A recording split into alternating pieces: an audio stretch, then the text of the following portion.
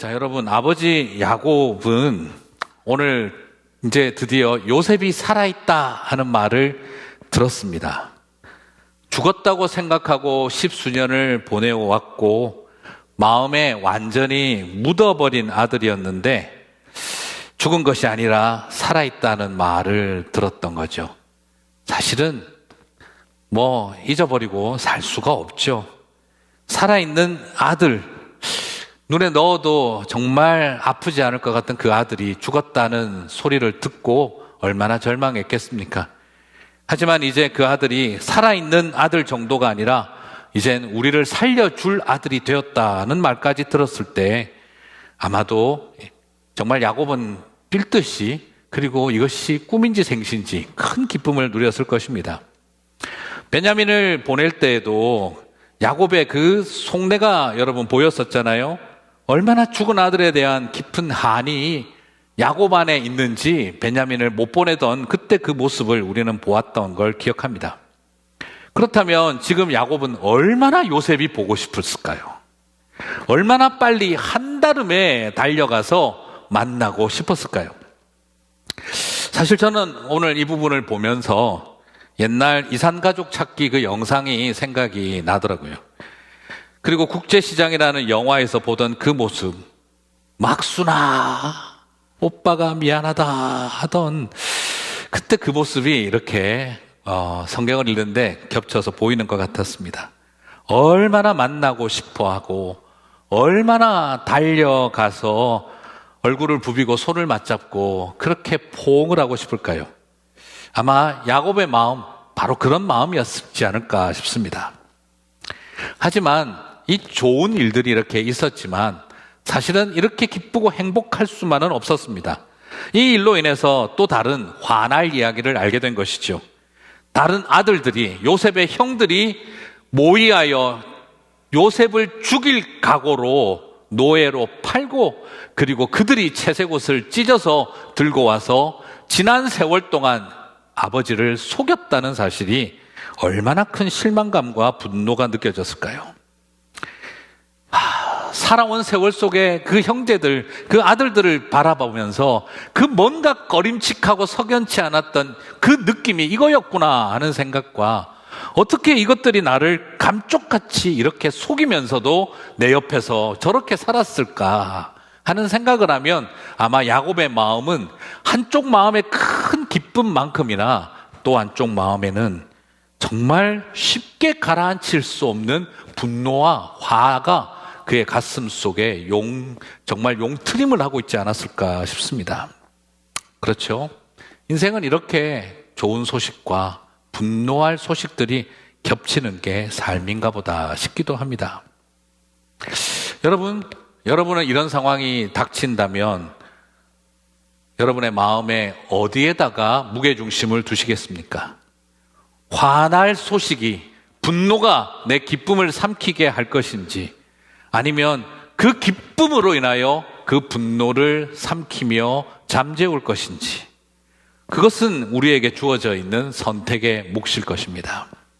지난 주일에도 말씀을 드렸지만 지금 이 상황을 요셉과 다른 아들들의 일로 바라본다면, 그리고 지금 이 일을 아버지 야곱과 그리고 나를 속인 아들들의 일로만 바라본다면 아마도 이 일은 극복하기 쉽지 않았을 것입니다. 하지만 이 상황을 나와 그들의 문제, 요셉과 그들의 문제가 아니라 이 모든 것을 하나님이 하신 일로 본다면 우리에게는 회개는 용서를 이끌어가고, 그리고 용서는 화목의 기쁨으로 이끌어가리라고 믿습니다. 그래서였을까요? 오늘 본문에서는 어쩌면 야곱의 가슴 속에 치밀어 오를 수 있는 분노의 이야기는 하나도 다루고 있지 않습니다. 노년의 야곱은 우리가 알고 있던 과거의 야곱이 아닌 이스라엘다운 모습이었던 것이죠. 아들들을 향한 미움보다 오히려 그렇다면 요셉을 향한 그리움을 드러내는 것도 아니라 오히려 야곱은 하나님과 만남의 자리를 먼저 찾고 있는 것을 보게 됩니다. 그래서 오늘 저는 이 모습 속에 미움보다 그리움보다 하나님과의 깊은 만남을 찾은 야곱의 모습을 보며 하나님이 얼마나 이 야곱을 그 세월 속에 빚어 오셨는지를 보게 되어집니다. 창세기 46장 1절을 봅니다. 이스라엘이 모든 소유를 이끌고 떠나 브엘세바에 이르러 그의 아버지 이삭의 하나님께 희생 제사를 드리니, 브엘세바에서 드려진 희생 제사, 그는 이 자리를 먼저 찾았습니다. 오늘 저와 여러분이 미움의 분노를 폭발하기보다 그리움의 정을 억제치 못하는 것보다 하나님 앞에 희생 제사를 먼저 드렸던 오늘 이 야곱의 마음을 살펴보면서 우리에게 주시는 영적인 의미를 두 가지를 살펴보도록 하겠습니다. 먼저 희생 제사라는 말을 통해서 오늘 이것이 가지는 의미를 첫 번째로 생각해 보고 싶습니다. 여기서 희생 제사라고 되어 있는 이 표현은 말 그대로 희생 제물을 드렸다는 표현인데요. 희생 제물을 드렸다는 말은 일반적으로 그 당시에 어디에 많이 쓰이냐 그러면 번제물로 드린 경우와 화목제물로 드릴 때 오늘 여기에 희생 제물을 드린다라고 표현을 합니다. 번제를 드린다는 것은 우리가 지은 죄를 사함받기 위하여 완전히 태우는 이 속죄를 위한 속죄를 위한 제사를 드릴 때 드리는 희생제물이고, 또 화목제물은 우리 안에 깨어지고 갈라진 관계를 믿음 안에서 회복하기 위하여 드릴 때 내는 것이 이 화목제의 희생제물입니다. 요셉의 형들이 지은 죄를 사함받는 시간을 먼저 야곱이 찾았구나 하는 걸 발견하게 됩니다. 내가 그들을 용서하고 내가 그들을 정죄하는 일을 야곱은 선택하고 있는 것이 아니라, 내가 이 아들들을 향한 분을 쏟아놓고 내 분노의 불꽃을 일으키는 일보다 아들들의 죄를 속죄하는 불꽃을 일으키고 있었다는 것이죠. 그리고 또한 지난 세월 동안 미움과 편애와 그리고 그 속에 갈라지고 깨진 마음 때문에 무너져 왔던 모든 관계를 회복하는 화목의 불꽃을 일으키는 제물을 드리고 있었다라는 것이죠. 그래서 야곱, 이스라엘은 이 제사를 통해 먼저 자기 자신의 분노의 불꽃을 세우고 아들을 향한 정죄와 심판의 이야기를 소리치기보다는 하나님의 용서와 속죄가 일어나는 제사로 우선순위를 세우고 있었다라는 걸 발견하게 됩니다. 그리고 네가 잘했냐, 내가 잘했냐, 누가 옳았냐, 틀렸냐, 어떻게 그럴 수가 있느냐, 그렇게 하며 보내왔던 지난날의 아버지와 자식들의 상처를 이제는 화목제물의 불꽃 아래에서 불사르고 있는 것을 보게 되어집니다. 그렇습니다. 오늘 이 길을 선택한 야곱의 첫 번째 의도는 더 이상 우리 안에 있던 죄의 이야기를 끄집어내어 범인이 누군지를 잡는 일을 하는 것이 아니라 하나님 앞에서 우리의 죄를 속죄하는 작업을 해야 한다라고 봤던 거죠. 그렇습니다.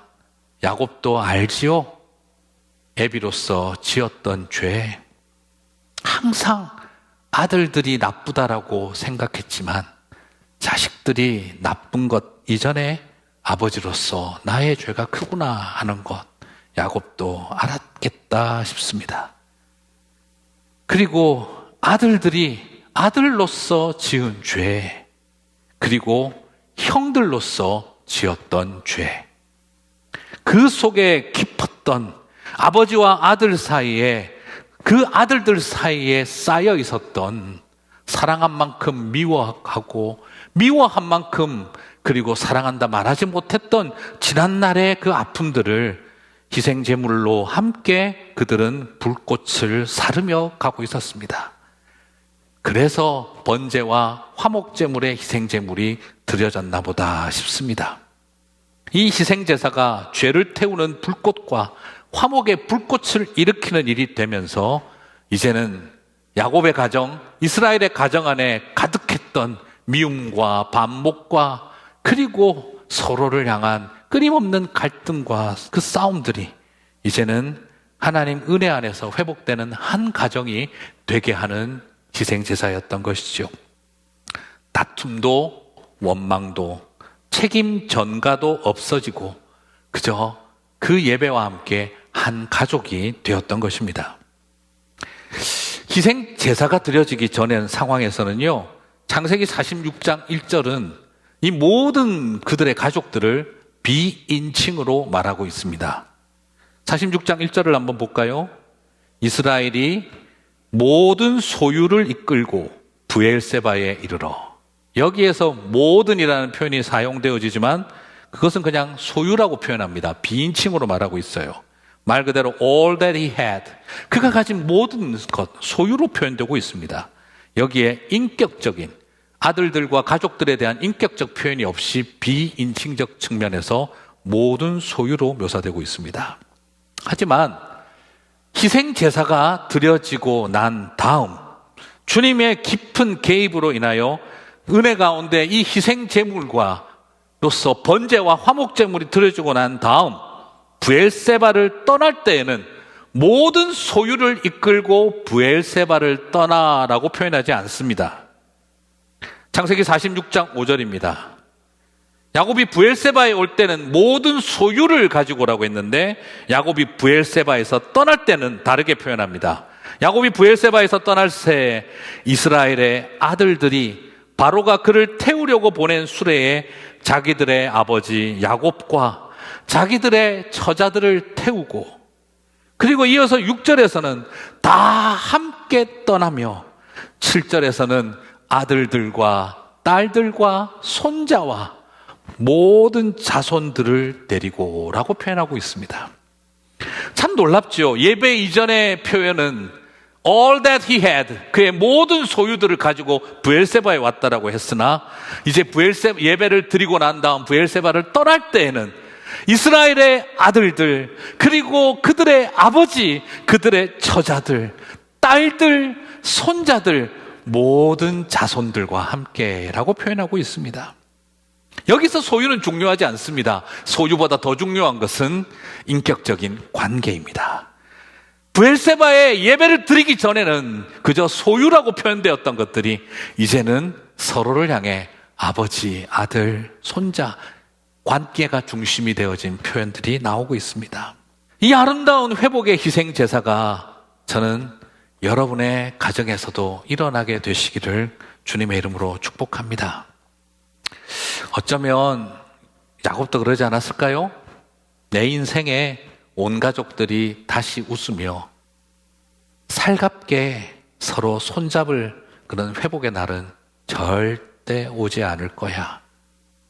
이제 삶의 석양이 저어가는 야곱은 내 인생은 이렇게 찢어진 가족들과 함께 끝나는 거 아닐까.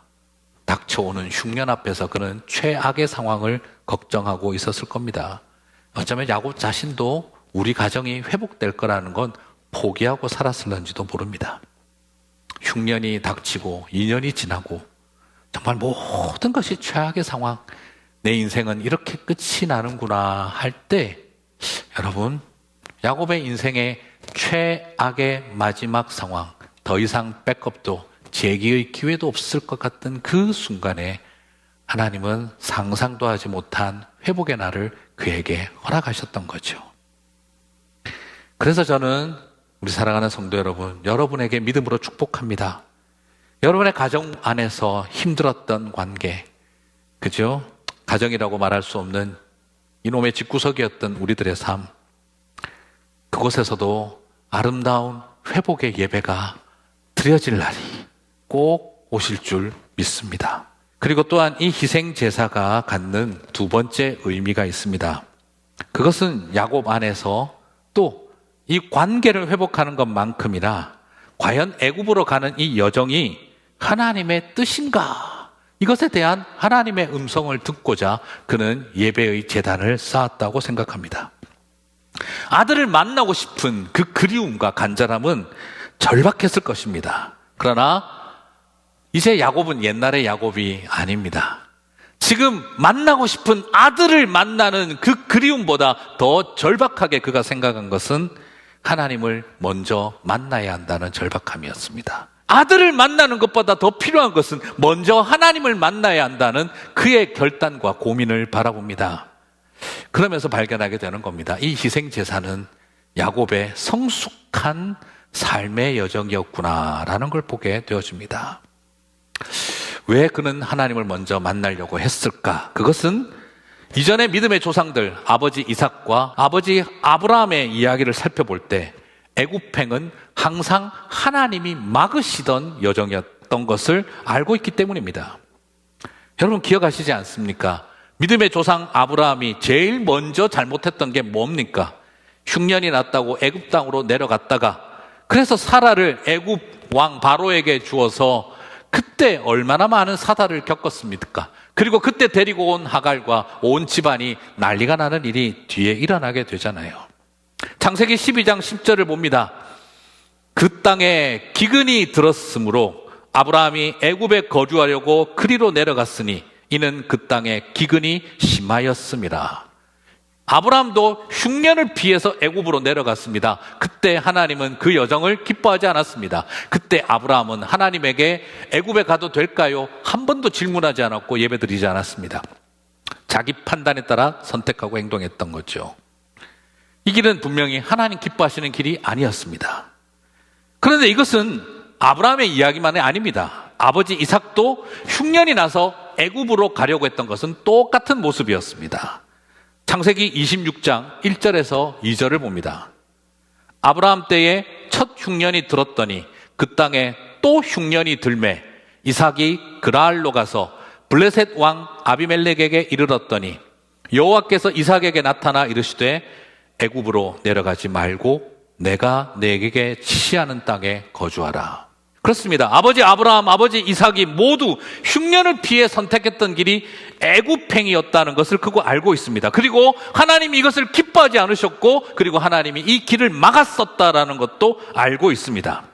그래서 야곱은 지금 내 아들을 만나고 싶어서 야곱은 요셉을 만나기 위하여 애굽으로 달려갈 수 있는 모든 길이 열렸지만 그는 이것이 정말 주님이 인도하시는 길이신지 그는 브엘세바에서 하나님 앞에 엎드리고 있는 것을 봅니다. 그리고 이 브엘세바는 어떤 곳입니까? 아버지 이삭이 그래서 그랄 땅에 멈추어 있다가 풍요의 우물을 뺏기고 다툼의 우물도 빼앗기고 약속의 우물 하나 바라보고 살기 위해 팠던 우물 브엘세바 아닙니까? 그래서 하나님이 허락하신 땅에 살겠습니다. 그 말씀대로 브엘세바의 우물을 파고 시작했던 그곳입니다. 다시 말씀드리면 하나님이 애굽으로 가는 길을 막아서 거주했던 곳이 브엘세바였던 거죠. 그래서 오늘 창세기 46장 이렇게 표현하고 있는 거죠. 아버지 이삭의 하나님을 브엘세바에서 불렀다는 거예요.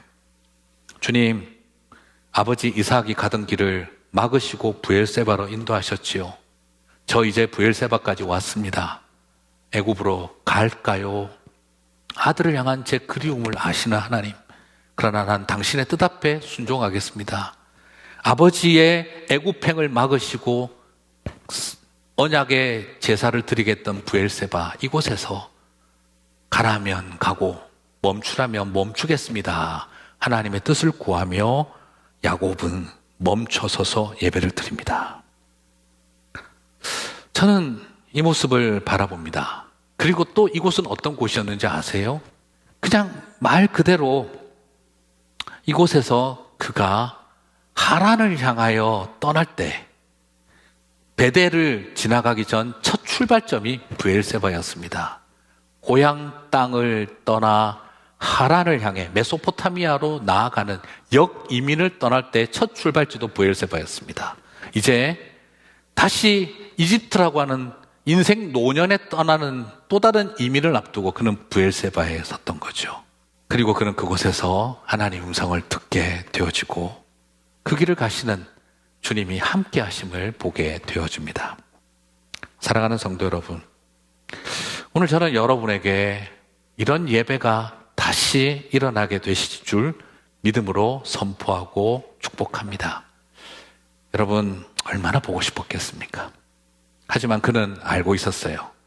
믿음의 조상 아브라함부터 내 아버지 이삭까지 항상 애굽행을 잘못 선택했던 일이 얼마나 큰 자신들의 인생의 후손들의 고통이 되었는지를 기억했기에 야곱은 지금 하나님 앞에 먼저 엎드렸던 거죠. 저와 여러분에게 그런 예배가 다시 회복되시기를 주님의 이름으로 축복합니다. 창세기 46장 2절과 4절에서 하나님이 이렇게 예배를 드린 야곱에게 오늘 회복의 메시지를 주십니다. 2절에서 4절 한번 봅니다.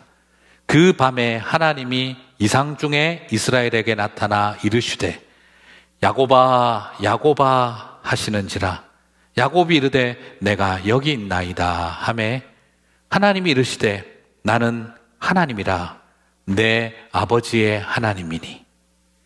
참 저는 이게 인상적이에요. 내 아버지의 하나님이니, 내 아버지의 하나님이니. 그러면 애굽으로 가지 마라 이럴 것 같거든요. 그런데 내 아버지의 하나님이니 애굽으로 내려가기를 두려워하지 말라.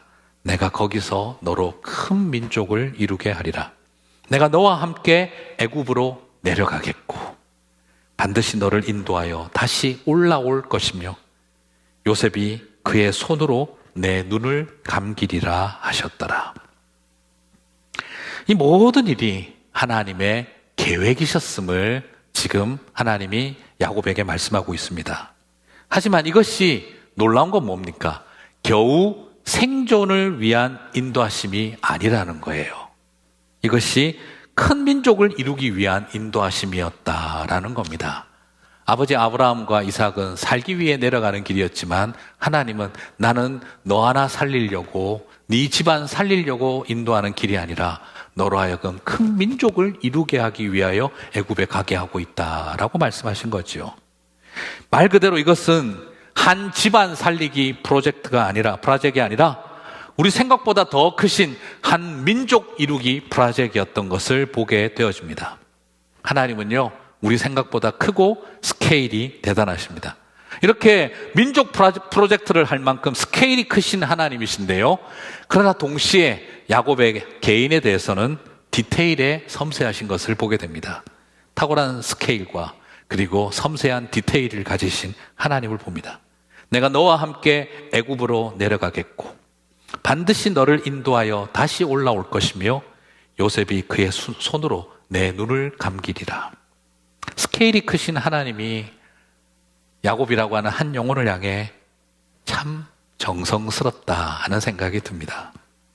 큰 스케일만큼 섬세한 디테일, 그 정성스러움이 우리 하나님이십니다. 저도 혼자 이 말씀을 묵상하는데 마음이 울컥했습니다. 내가 너와 함께 애굽으로 내려가겠다 하신 것도 감동이었지만 하나님은 더 감사한 약속을 이 야곱에게 하고 계셨어요. 반드시 너를 인도하여 다시 올라올 것이며 반드시 내가 너와 함께 내려갈 것이며가 아니라 반드시 내가 너를 인도하여 올라올 것이며. 이 말은 뭡니까? 야곱 입장에서는요, 나도 나와 함께 할 수 없는, 나도 나를 볼 수 없는, 내가 나와 함께 할 수 없는, 내가 영원히 떠나 죽었을 때의 이야기까지 하고 계신 것입니다. 내가 내 육신을 떠나 이 세상을 떠나 내가 나와 함께 할 수 없는데도 주님은 내 남은 육신과 함께 반드시 함께하며 그런 나를 데리고 네 아버지의 조상의 묘실에 갈 때까지 그 상여는, 그 장례는 내가 책임지고 메고 가마 약속하신 겁니다. 저는 이 메시지가 제 마음에 너무 울컥하게 달아왔습니다. 그래요, 하나님은 야곱에게 어떤 분이셨습니까? 살아서 함께 하시고 죽어서 육신만 남은, 껍데기만 남은 그런 우리들까지도 끝까지 함께 하시고 그 길에 동행해 주신다는 겁니다. 나도 같이 갈 수 없는 나의 마지막 길을 주님은 끝까지 내 남은 육신까지도 동행해 주시겠다, 인도하시겠다라고 하는 주님의 이 메시지가 얼마나 울컥한지 모르겠습니다. 제가 교회에서 장례식에 정말 최선을 다해야겠다는 생각을 하게 되었던 계기가 오늘 이 말씀 때문이었습니다. 야곱의 마지막 가는 길까지 함께 하시는 여호와 하나님, 생명이 다하고 육신만 남은 그의 상여를 앞서 주시고 뒤따라 주시며 그 길을 같이 가겠다는 주님의 동행, 반드시 너를 인도하여 올 것이라고 하신 약속 때문에 이미 눈 감은, 그래서 그렇게 묘실에 들어간 그 길을 끝까지 함께 하시는 주님을 바라볼 때 저도 그런 마음이 들었습니다. 우리 성도님들의 가시는 마지막 길, 사정이 허락하는 한 최선을 다해 끝까지 그 자리 지켰으면 좋겠다는 마음이었습니다. 그래서 말씀을 마무리합니다. 마지막 순간이 다가오면 저는 우리 성도님들 그렇게 찾아드리고 싶어요. 의식이 있을 때에는 가족들 다 모시고 이동 성찬식을 하고 싶습니다. 그리고 의식이 이제 갖기 어려운 코마 상태에 들어가시게 되면 만약 시간적인 기회가 주어진다면 정말 그 발을 씻겨드리는 세족식을 하고 싶고 여건이 허락하는 대로 하고 있습니다. 이번에 코비드-19이 참 고약한 것은 그런 우리 성도님들의 마지막 가시는 길에 성찬식도 발도 씻어드리지 못하는 게 참 마음이 안타깝습니다. 그래도 하나 소망하는 것은 내가 반드시 너를 인도하여 올라오리라 하신 하나님의 약속이 야곱에게만 함께 하신 것이 아니라 우리 모든 성도님들에게도 함께 하셨으리라고 저는 믿습니다. 그것이 소망입니다. 그래서 할 수만 있다면 마지막 가시는 길, 수고하며 애쓰며 살아왔던 그 발, 제 손으로 씻겨드리고 닦아드려서 천국 밟으실 때 기쁜 마음으로 그 땅 밟으시기를 그렇게 축복하고 싶습니다. 이민자로 살아가시는 여러분, 주님은 내가 살았을 때에도 동행하셨고 주님은 내가 죽었을 때에도 인도하시는 분이신 줄 믿습니다. 야곱의 하나님이 저와 여러분의 하나님이십니다. 감사하며 찬양하십시다.